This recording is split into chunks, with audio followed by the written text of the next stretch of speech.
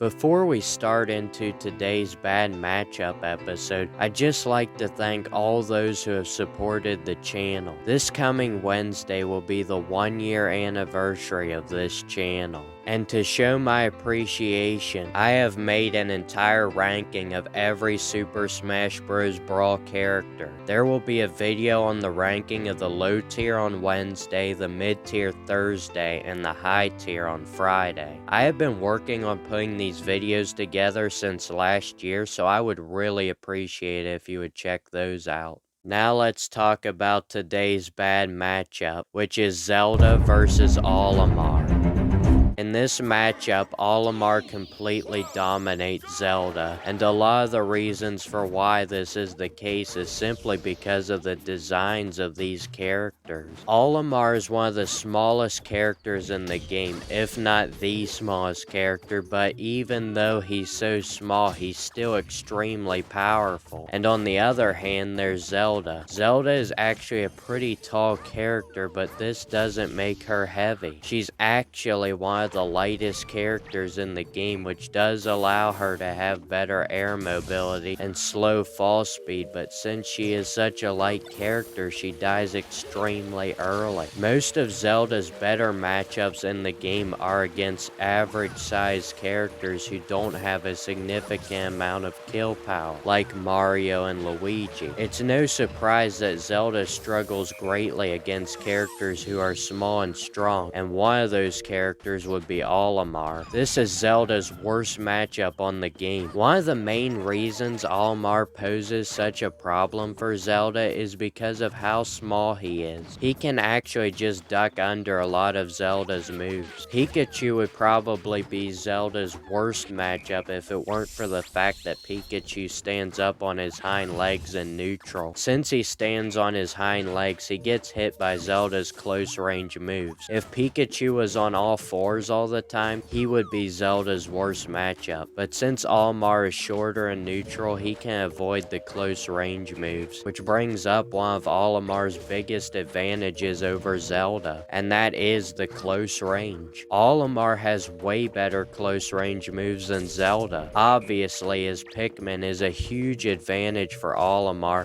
and it's pretty easy for him to land those great close range Pikmin moves on Zelda because she's such a big target. I mentioned earlier about Zelda having good air mobility. This might lead you to believe that she would be able to gain the advantage over Olimar in the air. Unfortunately, that's not the case. Zelda's aerials are very powerful but have very small sweet spots, especially her back air. These aerials aren't bad against bigger characters, but against smaller characters like Olimar, it's nearly impossible to hit the sweet spot, and if Zelda doesn't hit the sweet spot, it doesn't do much damage. Olimar actually has good aerials, but these aerials become great against Zelda. Olimar's aerials aren't extremely strong, but have good range and are very safe, and for fighting Zelda, that's a perfect combination. Since Zelda is such a big target, these aerials go from easy to land to nearly impossible to miss. Olimar doesn't need his aerials to be kill moves that deal high damage, he just needs them to slowly rack up the damage. His kill moves, by the way, are also great options against Zelda, especially his best kill move, which is his up smash. This move is perfect for catching opponents in the air above Olimar, which is exactly where Zelda is going to be against Olimar. Zelda will try to use her great air mobility to her advantage, but that's really the worst thing to do against Olimar. Obviously, Olimar is no slouch in the aerial department, but this up smash has such good range and will easily reach opponents in the air. Another big area in which Zelda easily gets beat by Olimar is in the grab range.